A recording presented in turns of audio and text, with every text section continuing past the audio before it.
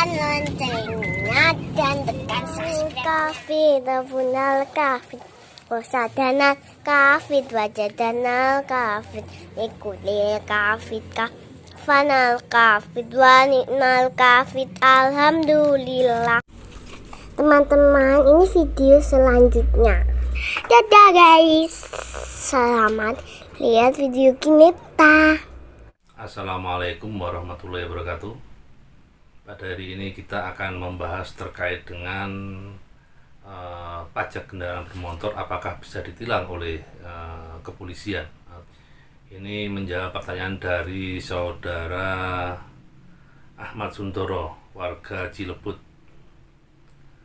yang memberikan beberapa pertanyaan terkait dengan masalah hukum ketika polisi menilang warga karena pajak kendaraan bermotornya mati. Nah, terima kasih. Di sini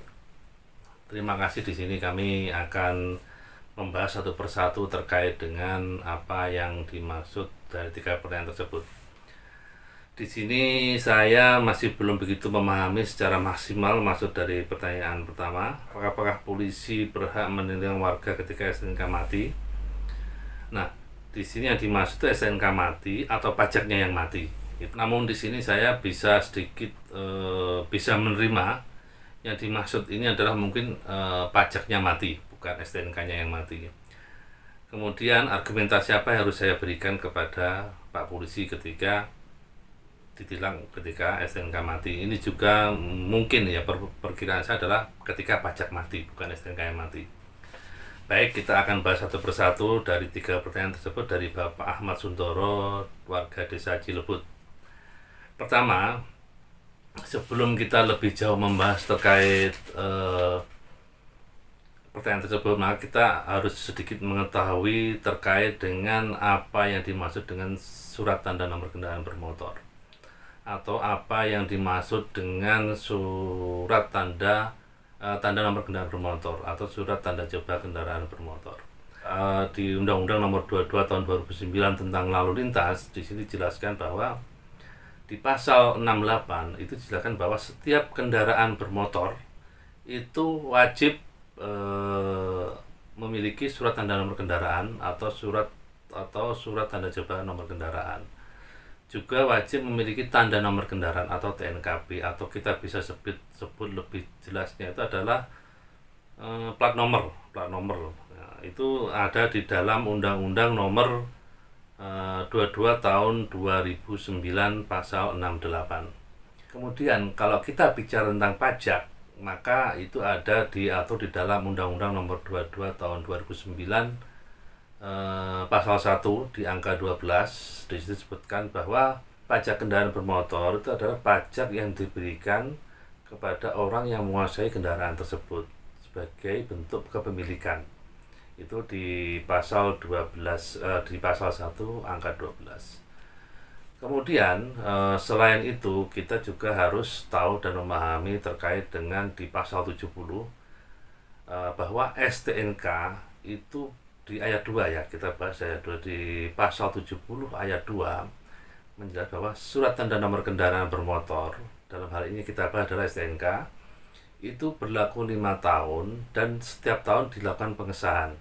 Kemudian di dalam penjelasan di dalam Undang-Undang Nomor 22 Tahun 2009 itu ada dijelaskan di ayat 2 di dalam penjelasan pasal 70 ayat 2 yang dimaksud dengan pengesahan itu adalah sebagai pengesahan tahunan, maksud saya itu adalah sebagai pengawasan tahunan untuk registrasi, identifikasi, dan tertib pembayaran pajak itu. Dalam implementasinya, pembayaran pajak kendaraan bermotor yang dilakukan setiap tahun itu juga dibarengi dengan sumbangan wajib dana kecelakaan lalu lintas atau DWKLJJ. Nah, itu adalah satu kesatuan. Jadi setiap tahun STNK itu harus disahkan ke pejabat yang berwenang, dalam hal ini adalah kepolisian. Ketika seseorang mau mengesahkan STNK atau surat tanda nomor kendaraan bermotor tersebut, harus melalui registrasi, harus melalui identifikasi, dan juga harus melalui membayar pajak Nah, membayar pajak itu implementasi sesuai dengan Peraturan Menteri Keuangan PMK tahun 2008 itu bersamaan dengan SWD WKLJJ itu, atau sumbangan wajib dana kecelakaan lalu lintas jalan itu. Merujuk pada Peraturan Kapolri nomor 5 tahun 2012 bahwa registrasi, kemudian identifikasi, membayar pajak, kemudian dibarengan dengan membayar SWD KLJJ tersebut, itu bisa dilakukan di dalam kantor samsat bersama di wilayah atau tempat sepeda motor itu membayar pajak atau dikeluarkan. Ketika kepolisian atau polisi melakukan penilangan di lapangan karena pajak mati, itu argumentasinya begini: polisi melakukan penilangan itu karena tidak adanya pengesahan dari STNK tersebut, dan itu melanggar daripada undang-undang tersebut. Nah, pelanggaran dimaksud adalah di pasal 281 ayat 1. Kemudian di pasal 106 itu juga dijelaskan bahwa pengemudi atau pengendara itu harus bisa menunjukkan surat tanda nomor kendaraan bermotor tersebut.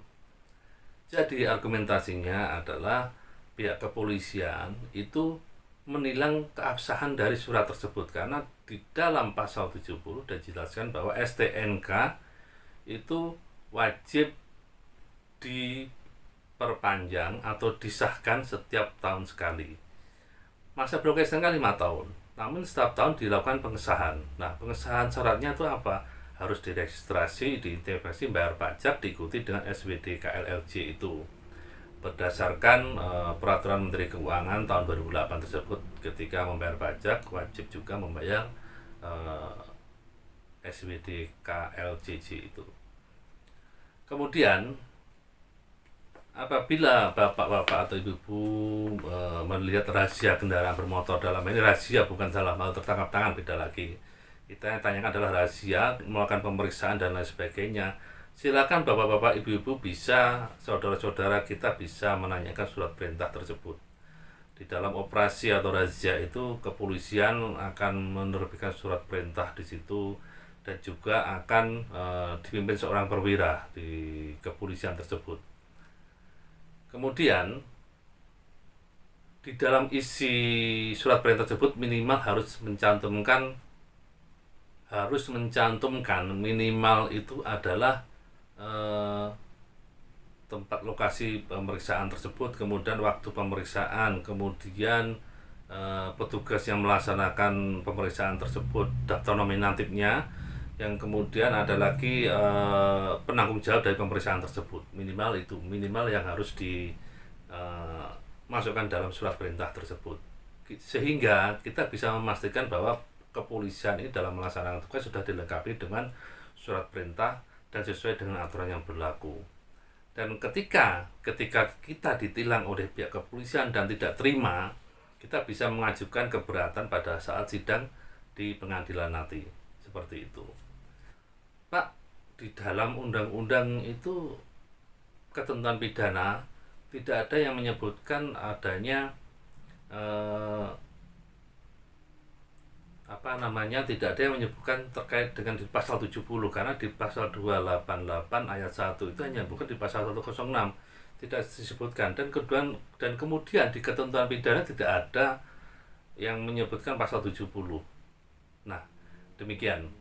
Kalau ada orang percaya seperti itu, maka kita bisa menjawab dengan argumentasi sebagai berikut.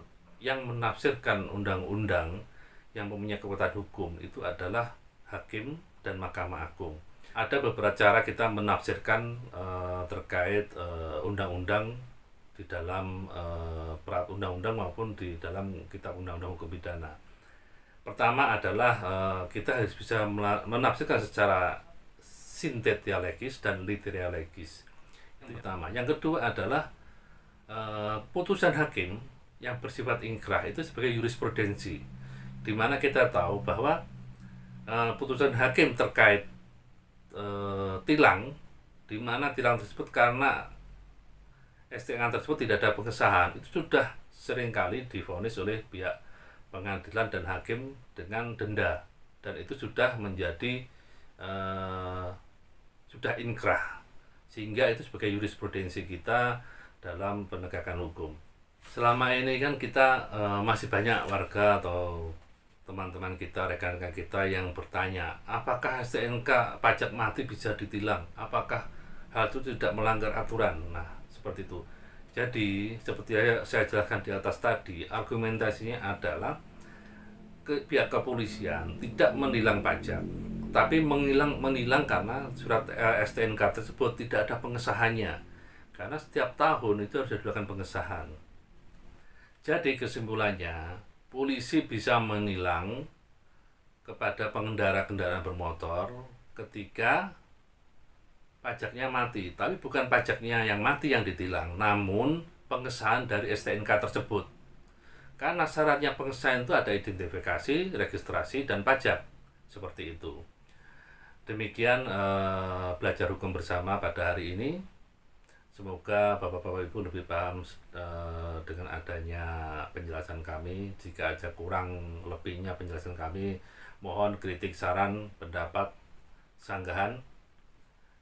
Kemudian jangan lupa subscribe channel kami Diki Arfianto agar kami lebih semangat. Terima kasih. Wabillahi taufiq wal hidayah. Wassalamualaikum warahmatullahi wabarakatuh.